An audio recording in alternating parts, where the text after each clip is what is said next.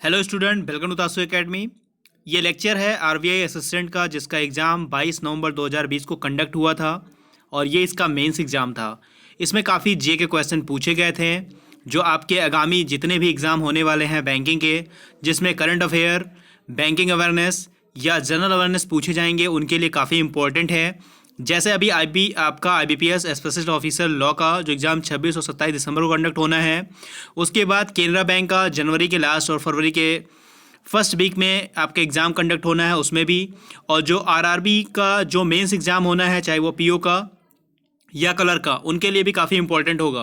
तो जो भी एग्ज़ाम होने हैं बैंकिंग के, जिनमें आपका जनरल अवेयरनेस, करंट अफेयर या बैंकिंग अवेयरनेस या फाइनेंशियल अवेयरनेस पूछे जाएंगे, उन सब के लिए काफ़ी इंपॉर्टेंट है। जो स्टूडेंट आज चैनल पर नए हैं वो चैनल को सब्सक्राइब ज़रूर कर लें, बेल आइकन दबाना ना भूलें, वीडियो को लाइक कर दें, अपने दोस्तों के साथ शेयर कर दें और कमेंट करके बताएं वीडियो कैसा लगा। तो चलिए शुरू करते हैं आज का video lecture. Student, first of all आप वीडियो को लाइक कर दीजिए और अपने उन दोस्तों के साथ शेयर कर दीजिए जो इस एग्ज़ाम की प्रिपरेशन करते हों। और जिन स्टूडेंट को टेलीग्राम चैनल से जुड़ना है, उसका लिंक आपको डिस्क्रिप्शन बॉक्स में दिया गया है, आप उसको ऐड कर लें, क्योंकि सारी नोटिफिकेशन इस चैनल की टेलीग्राम में ही दी जाती है। अगर आप ये वीडियो फेसबुक पेज पे देखते हैं तो फेसबुक पेज को लाइक ज़रूर कर लीजिएगा। और अगर आप इंस्टाग्राम पे हैं तो तासु एकेडमी का पेज सर्च करिएगा, तासु एकेडमी, और वहाँ पे भी उसको फॉलो कर लीजिएगा। तो यहाँ पे देखिए, पहला क्वेश्चन पूछा गया था, which bank has signed and MOU memorandum of understanding with Hindustan Unilever, under which the bank will provide its digital payment and financing solution to FMCG company, retailer and distributor. कहने का मतलब ये है कि हिंदुस्तान लीवर ने किस बैंक के साथ एक MOU साइन किया था, तो वो बैंक है स्टेट बैंक ऑफ इंडिया। जिससे क्या होगा, बैंक उनको प्रोवाइड करेगा एक digital platform, digital payment provide करेगा, एक उनको फाइनेंसिंग सोल्यूशन प्रोवाइड करेगा, एक FMCG कंपनी के रिटेलर और डिस्ट्रीब्यूटर को। तो ये क्वेश्चन आपसे पूछा गया था आरबीआई असिस्टेंट के मेंस एग्जाम में और काफ़ी इंपॉर्टेंट क्वेश्चन है। और अगर आप देखें तो ये क्वेश्चन आपका फाइनेंशियल अवेयरनेस या बैंकिंग अवेयरनेस दोनों से रिलेटेड है। ठीक है, तो पहला क्वेश्चन हुआ ये और उसका आंसर हुआ स्टेट बैंक ऑफ इंडिया। दूसरा क्वेश्चन देखिए, पूछा था दुराते पचीको, ठीक है, ये आप लोग जैसे भी प्रोनाउंस कर लें इसे, has been elected as a new president of inter parliamentary union from which country. तो ये अभी नए नए न्यू प्रेसिडेंट अपॉइंट हुए हैं, ठीक है, ये किस देश के हैं, तो वो देश है पुर्तगाल। आप यहाँ पे कमेंट करके ये बताइए, जो पुर्तगाल कंट्री है उसकी राजधानी क्या है, ठीक है, उसकी राजधानी क्या है, उसकी कैपिटल क्या है और उसका मुद्रा क्या है। ठीक है, ये दोनों आप बताइए, राजधानी और मुद्रा दोनों कमेंट में करके ज़रूर बताइएगा। यहाँ पर एक क्वेश्चन आपसे और पूछा गया था कि जो ऑप्शन है निम्नलिखित में से उनमें से कौन सा फॉरेन बैंक नहीं है। ठीक है, तो आप एक बात ये जान लें, जितने भी हमारे इंडिया के गवर्नमेंट बैंक हो, प्राइवेट बैंक हो, कोऑपरेटिव बैंक हो, ठीक है, शेड्यूल कॉमर्शियल बैंक हो, अगर इन सारे बैंकों के नाम आपको पता थे तो आप ये बहुत आराम से अच्छे से क्वेश्चन कर पा रहे थे, क्योंकि उसमें कुछ ऑप्शन बैंक के दिए हुए थे, उनमें से फॉरेन बैंक दिए हुए थे और पूछा था कौन सा फॉरेन बैंक नहीं है। तो जो भी अपने इंडिया का बैंक होगा, ठीक है, वो बैंक हमारा फॉरेन बैंक नहीं होगा। और इंडिया में जो भी उनकी ब्रांचेस होगी ना, वो भी एक फॉरेन बैंक की तरह होगा। तो बस ये बहुत इजी था, काफ़ी टफ नहीं था, चूंकि इसका ऑप्शन नहीं मिल पाया था। तो बस इससे रिलेटेड आपको ये मिलना था कि ये इस तरह का कोई क्वेश्चन पूछा गया था। ठीक है, बहुत सिंपल था, बहुत टफ नहीं था, आप आराम से कर ले जाएंगे। देखिए, चौथा क्वेश्चन है, on October 22, 2020 the Reserve Bank of India has released a notification revision norms of. तो जो अभी 22 अक्टूबर 2020 को आरबीआई ने एक नोटिफिकेशन रिलीज किया था कुछ रिवीजन के लिए, तो वो कौन सा था। जैसे changes in the regulatory framework for housing finance companies, जो HFC हैं, ठीक है, हाउसिंग फाइनेंस कंपनी हैं, उनके कुछ फ्रेमवर्क को, उनके रेगुलेटर को चेंज करने के लिए कुछ इन्होंने नॉर्म्स रिवीजन में नॉर्म्स रखे थे। तो इसका आंसर आपका होगा HCF। तो ये आपका हो गया। यहाँ पे एक चीज़ और है कि आरबीआई की बात हो रही है, तो काफ़ी अभी करीब 18 नवंबर की बात है, आपको मैं करंट और बता दे रहा हूँ इसका। 18 नवंबर को क्या हुआ है कि आरबीआई ने एक RBIH, ठीक है, RBIH, ये ध्यान रखिएगा, काफ़ी इंपॉर्टेंट, आपसे पूछा जा सकता है जितने भी आगामी बैंकिंग एग्जाम होंगे। RBIH का मतलब है, RBIH का मतलब है रिजर्व बैंक इनोवेशन हब। ठीक है, RBIH reserve bank innovation hub, ये इसकी स्थापना कौन कर रहा है, आरबीआई कर रहा है। ठीक है, आरबीआई कर रहा है। एक्चुअली इसका पर्पज़ क्या है इसको स्थापित करने का, क्योंकि जितने भी हमारे बैंक प्रौद्योगिकी का लाभ उठाकर एक मतलब इनोवेशन का वातावरण तैयार करेंगे, जितना भी जैसे इनोवेशन बढ़ेगा इससे और भी ढेर सारे काम कर पाएंगे। तो आरबीआई ने इनकी स्थापना की है और इनके जो पहले अध्यक्ष बने हैं वो श्री सेनापति कृष्ण गोपाल कृष्णन है। ठीक है, श्री सेनापति कृष्ण गोपाल कृष्णन है इसके पहले अध्यक्ष। तो ये क्वेश्चन काफ़ी अच्छे से तैयार कर लीजिएगा, जितने भी आगामी एग्जाम होने हैं उसमें सब में क्वेश्चन पूछा जाएगा, क्योंकि आरबीआई हमारे बैंकों का बैंक है और हमारा सेंट्रल बैंक का भी बैंक है, सेंट्रल गवर्नमेंट का बैंक है आरबीआई। ठीक है, तो इसका ये क्वेश्चन है, इसने एक हब की स्थापना की है। और आपको ये भी पता होगा जो गवर्नर हैं शक्तिकांत दास इसके गवर्नर हैं, और 4 इसमें डिप्टी गवर्नर होते हैं। डिप्टी गवर्नर कितने होते हैं? 4 होते हैं। कौन कौन है इस समय? तो नोट कर लीजिए, ये भी बीपी कानूनगो हैं पहले, दूसरे एम के जैन और तीसरे एमडी महापात्रा और चौथे राजशेखर राय। तो ये 4 आपके डिप्टी गवर्नर हो गए, उनका हेडक्वार्टर होगा मुंबई में। आरबीआई की हो रही है तो आरबीआई से जुड़ी चीज़ें और जान लें। अभी हाल ही में करीब समझ लीजिए 18 नवंबर की बात है ये, कि जो लक्ष्मी विलास बैंक है, ठीक है, जिसका हेडक्वार्टर अभी चेन्नई में है, ठीक है, हेडक्वार्टर चेन्नई में है, इस पे जो 1 माह का मोरेटोरियम पीरियड लगा दिया है आरबीआई ने। ठीक है, क्योंकि यहाँ के जितने भी डिपॉजिटर होंगे वो अब 25,000 रुपये से ज़्यादा नहीं निकाल पाएंगे। तो ये मोरेटोरियम पीरियड किसने लगाया है? आरबीआई ने लक्ष्मी विलास बैंक पे लगाया है। और बिल्कुल अभी 25 नवंबर की बात करते हैं, ठीक है, आज ही की बात है, आज ही कल की न्यूज़ है ये, कि आरबीआई ने अपनी एक, ठीक है, रिक्वेस्ट भेजी थी वित्त मंत्रालय को, केंद्रीय मंत्रिमंडल को, ठीक है, सेंट्रल गवर्नमेंट के मंत्रिमंडल को भेजा था कि जो एलबीएस है यानी लक्ष्मी विलास बैंक है, ठीक है, लक्ष्मी विलास बैंक जो है वो काफ़ी घाटे में जा रही है। ठीक है, काफ़ी उसकी स्थिति खराब हो रही है। तो इसका मर्जर जो है डीबीएस बैंक है इसमें कर दिया जाए। ये फॉरेन बैंक है, डीबीएस जो है फॉरेन की बैंक है, इसमें इसका विलय कर दिया जाए, मर्जर कर दिया जाए। ये आरबीआई ने एक मंजूरी के लिए भेजा था केंद्रीय मंत्रिमंडल को, तो केंद्रीय मंत्रिमंडल के द्वारा ये मंजूरी मान ली गई है। अब लक्ष्मी विलास बैंक का विलय डीबीएस बैंक में कर दिया जाएगा। ये आरबीआई की मंजूरी केंद्रीय मंत्रिमंडल के द्वारा मान लिया गया है। अगर आपको बताएं कि लक्ष्मी विलास बैंक जो है इस साल का, यानी अगर आप देखें इस साल का, जैसे जो इस साल की ये शुरू हो रहा है, तो इस साल के बचाव के लिए विलय किया जाने वाला ये सेकंड बैंक है। ठीक है, पहला बैंक कौन सा था ये भी आप कमेंट में करके बताइए मुझे। तो लक्ष्मी विलास बैंक ये दूसरा मर्जर है जो हो रहा है। और एक बात और है कि भारत ने किसी संकट से जूझ रहे घरेलू बैंक को जमानत देने के लिए एक विदेशी संस्था का रुख किया है। एक ये भी चीज़ें आप यहाँ जान सकते हैं। तो जो बैंक भारत का जिसका हेडक्वार्टर चेन्नई में है, इसका विलय जो हो रहा है डीबीएस बैंक में किया जा रहा है। डीबीएस बैंक जो है उसका हेडक्वार्टर कहाँ पे है आप मुझे बता सकते हैं? डीबीएस बैंक का हेडक्वार्टर जो है वो मुंबई में है। ठीक है, डीबीएस बैंक का ये फॉरेन की बैंक है, यहाँ पे इसका ब्रांच ओपन हुआ है और इसकी स्थापना 2014 में किया गया था। और इसके जो एमडी और सीईओ हैं वो हैं सुरजीत सोम। डीबीएस बैंक के जो एमडी और सीईओ हैं सुरजीत सोम हैं। एलबीएस जो लक्ष्मी विलास बैंक है उसका मैंने आपको हेडक्वार्टर बता दिया चेन्नई में है। और इसकी स्थापना कब हुई थी? 1926 को हुई थी। काफ़ी पुराना बैंक है, अब इसका मर्जर हो जाएगा डीबीएस बैंक में। काफ़ी पुराना बैंक है ये। अगला क्वेश्चन है, what is the overall theme of the budget 2020-21, यानी 2020 और 21 का जो बजट अभी फरवरी में लॉन्च किया गया था, ठीक है, निर्मला सीतारमण जी के द्वारा, उसका थीम क्या था? थीम पूछ रहा, ओवरऑल थीम क्या था? Aspirational India, better standards of living with access to health, education and better jobs for all section of the society. तो ये इसका पूरा थीम था हमारे बजट का। निर्मला सीतारमण जी जो हमारी फाइनेंस मिनिस्टर हैं, वित्त मंत्री हैं, उनके द्वारा यह बजट लॉन्च किया गया था। तो ये भी काफ़ी इंपॉर्टेंट क्वेश्चन है। और देखिए कब का, फरवरी का क्वेश्चन आपसे यहाँ पूछ लिया गया था। तो जितने भी फाइनेंशियल टर्म है या फाइनेंशियल से जुड़े या बैंकिंग अवेयरनेस से जुड़ा चीज़ें हैं वो कभी का पूछा जा सकता है, इसलिए बिल्कुल आप अपडेट रहें। यहाँ पर एक क्वेश्चन पूछा गया था, सिविल सर्विसेज डे ऑब्जर्व कब किया जाता है? तो वो किया जाता है 21 अप्रैल को। ठीक है, 21 अप्रैल को सिविल सर्विसेज डे ऑब्जर्व किया जाता है। तो ये भी काफ़ी इंपॉर्टेंट एक डे से क्वेश्चन था। What is the minimum investment amount in the certificate of deposit, यानी जो सीडी होता है, सर्टिफिकेट ऑफ डिपॉजिट होता है, इसमें मिनिमम इन्वेस्टमेंट कितना किया जा सकता है? तो मिनिमम इन्वेस्टमेंट होता है 1,00,000 रुपीज़। मैंने आपको सीडी पे यानी सर्टिफिकेट ऑफ डिपॉजिट पे वीडियो बनाया है, उससे जितने भी इम्पोर्टेंट क्वेश्चन बन सकते हैं उन सब का एक वीडियो का पूरा फाइनेंशियल अवेयरनेस में मैंने बताया है, तो वो आप वीडियो देख सकते हैं। यहाँ पे है, what is the number of seats in the US senate, the upper house of the US parliament. देखिए अभी अमेरिका में चुनाव हुआ था और वहाँ पे जो जीते हैं वो राष्ट्रपति हैं जो बाइडेन, ठीक है।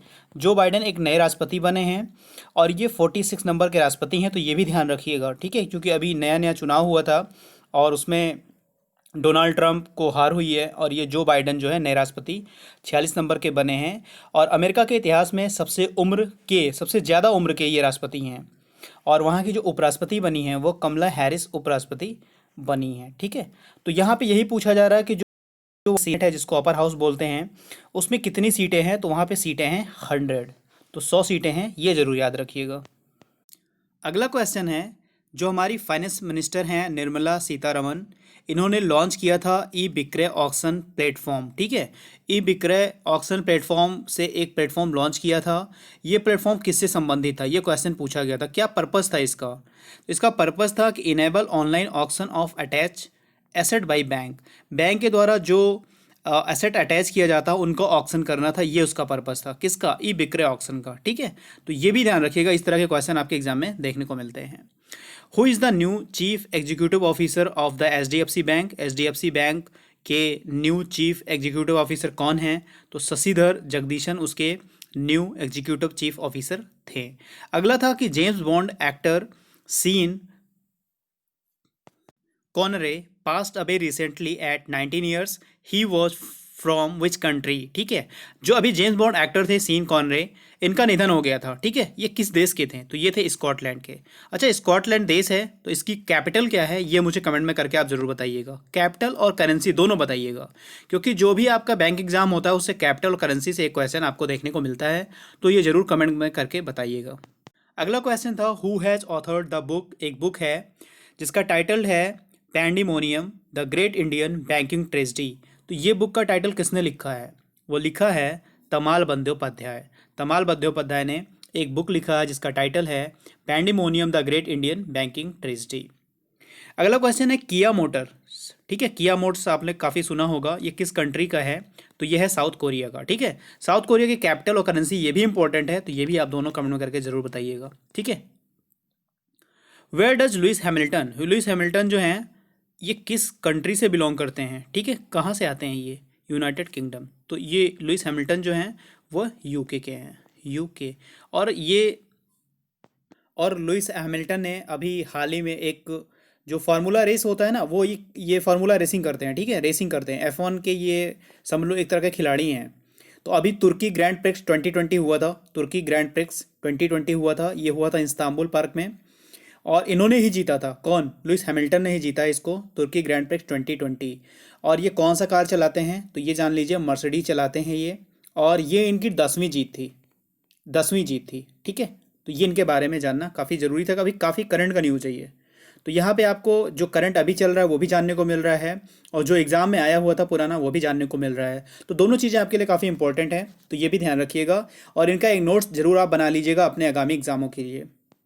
अगला क्वेश्चन था कि हाल ही में TN कृष्णन थे, उनका निधन हो गया था, वो किससे जुड़े हुए थे? तो वो थे वायलिनिस्ट, ठीक है। तो देखिए पास्ट अवे से 2 क्वेश्चन यहाँ पे पूछा जा गया था कि कौन किन किन किन की डेथ हुई थी, काफ़ी फेमस पर्सनालिटी के लोग थे, तो इनसे आपसे 2 क्वेश्चन पूछ लिया गया था। What is the theme of the vigilance awareness week of the 27 October 2020? तो अभी 27 अक्टूबर 2020 को विजिलेंस अवेयरनेस वीक मनाया गया था, उसकी थीम क्या थी ये पूछा गया था आपसे। सतर्क भारत समृद्ध भारत, ये उसकी थीम थी। तो थीम से भी क्वेश्चन आपको देखने को मिलते हैं।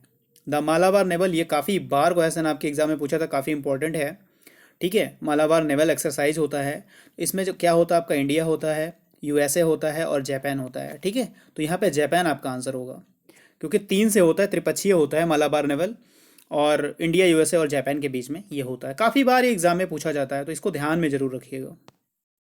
Who appoints solicitor general of India? यानी जो भारत के सॉलिसिटर जनरल ऑफ इंडिया होते हैं उनका अपॉइंटमेंट कौन करता है? तो उनका अपॉइंटमेंट प्रेसिडेंट करते हैं, ठीक है। अच्छा, आप कमेंट में ये बताइए कौन है इस समय प्रेजेंट टाइम के, कौन है solicitor general of India Bharat के? Kanha tiger reserve is situated in Mandla district of, तो ये मंडला डिस्ट्रिक्ट में है कान्हा रिजर्व, ठीक है। और कान्हा रिजर्व कहाँ पे है? मंडला डिस्ट्रिक्ट में है। और किस राज्य में है ये? तो ये मध्य प्रदेश में है। तो टाइगर रिजर्व जो है एक कान्हा नाम से है, वो मध्य प्रदेश में है, और मध्य प्रदेश के मंडला डिस्ट्रिक्ट में है, तो ये भी ध्यान रखिएगा। अच्छा, एक चीज़ और जान लीजिए, अभी बिल्कुल करंट की न्यूज़ है। ये न्यूज़ है क्यों, अभी जैसे ये है ना कान्हा टाइगर रिजर्व, वैसे एक है पीलीभीत टाइगर रिजर्व, ठीक है, Pilibhit tiger reserve. Pilibhit tiger reserve है ये, और ये कहाँ पे है, उत्तर प्रदेश में है, ठीक है। यहाँ पे समझ लीजिए कि इनका 10 वर्ष का लक्ष्य था कि हम टाइगर की संख्या को दोगुना कर लेंगे, 2 गुना कर लेंगे, लेकिन इन्होंने ये लक्ष्य 4 वर्षों में ही पूरा कर लिया, 4 साल में कर लिया।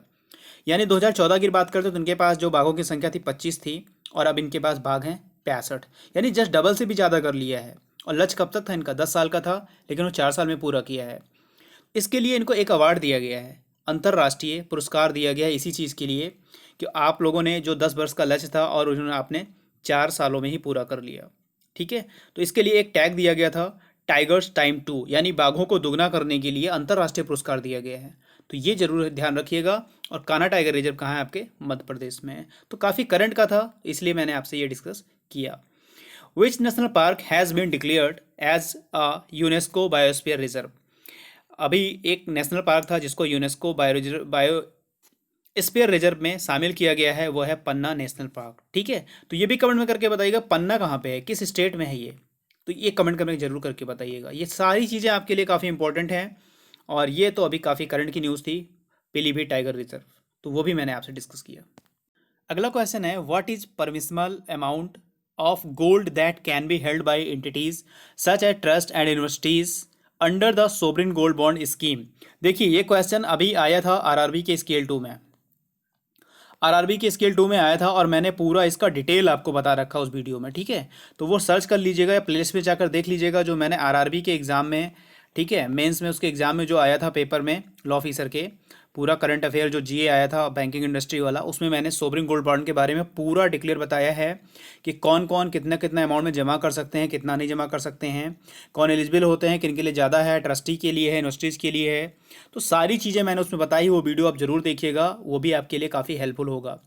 और अब देख लीजिए यहाँ पूछ रहा है, तो आप यहाँ पे 20 किलोग्राम इस स्कीम के तहत, चाहे ट्रस्ट हो या यूनिवर्सिटीज हो, तो यहाँ पे इतना अमाउंट का गोल्ड जो है परमिसेबल है, ठीक है। वो वीडियो जरूर देखिएगा, काफ़ी आपको कुछ समझ में आएगा, क्योंकि मैंने इसका पूरा जितना भी था, जितना भी है सोवरेन गोल्ड बॉन्ड की स्कीम के बारे में, मैंने वहाँ पे डिस्कस किया है। आरआरबी का जो एग्ज़ाम हुआ था उसमें, जो लॉ ऑफिसर का एग्ज़ाम जो हुआ था जिसमें वो फाइनेंशियल अवेयरनेस पूछे गए थे बैंकिंग वाले, ठीक है, उसमें मैंने डिस्कस किया है, तो सर्च कर लीजिएगा, मिल जाएगा आपको। What is the profit of State Bank of India in the second quarter of the current financial year? तो ये भी पूछ रहा है कि जो प्रॉफिट है स्टेट बैंक ऑफ इंडिया का सेकंड क्वार्टर में करंट फाइनेंशियल ईयर में, तो यहाँ पे देख लीजिए 4,574 करोड़ रुपए का प्रॉफिट हुआ है, करीब 52% का हुआ है, ठीक है। तो यहाँ पे ये भी क्वेश्चन देखिए आपको देखने को मिला है। एक क्वेश्चन आपसे ये भी पूछा गया था, काफ़ी अच्छा क्वेश्चन है, माचू पिचू, ठीक है, काफ़ी ये फेमस है, द एंशियंट सिटी है, high in the Indus mountain पे है, हैज़ रीओपेंड, फिर से ओपन कर दिया गया है, आफ्टर नियरली 8 मंथ, करीब 8 मंथ से ये बंद था, ठीक है, 8 मंथ से बंद था ये, due to coronavirus pandemic, coronavirus pandemic के कारण ये बंद था। तो ये किस कंट्री में लोकेटेड है, तो ये कंट्री है पेरू, ठीक है। पेरू की कैपिटल और पेरू की करेंसी, ये दोनों आप करंट में बताइएगा। तो माचू पिचू भी ध्यान रखिएगा किस कंट्री में लोकेटेड है, तो वो कंट्री है Peru. There are 2 interoperable QR codes mandated by the Reserve Bank of India. Reserve Bank of India के द्वारा 2 मैंडेटेड QR कोड हैं, एक तो यूपीआई है और दूसरा कौन सा है, दूसरा है भारत QR कोड, ठीक है, दूसरा है Bharat QR code. Which aircraft carrier has been dismantled recently. अभी हाल ही में जो है किस एयरक्राफ्ट के कैरियर को डिसमेंटल कर दिया गया है, रिसेंटली कर दिया गया है, तो वो है INS विराट, ठीक है, INS विराट जो है अभी हाल ही में डिसमेंटल कर दिया गया है। What is the full form of DLT। DLT का पूरा नाम क्या है, तो डिस्ट्रीब्यूट लेजर टेक्नोलॉजी DLT का पूरा नाम है। अच्छा, एक क्वेश्चन आपसे फुल फॉर्म में भी पूछे जाते हैं, DLT distributed ledger technology. Which countries foreign sovereign wealth fund, जिसको SWF बोलते हैं, has become the first foreign SWF यानी sovereign wealth fund that has been granted 100% income tax exemption, 100% पूरी छूट है इसको इनकम टैक्स से, on income from interest, dividend and long term capital, इन तीनों से भी है तो भी, gain from its investment in India priority sector as per the finance act 2020, तो वो है Abu Dhabi sovereign wealth fund, इसको जो है 100% एग्जम्पशन है। As per the Reserve Bank of India RBI, the SBI capital will float special purpose vehicles, SPV बोलते हैं ना, SPV special purpose vehicles, vehicle, ठीक है, ये होता है एसपीबी।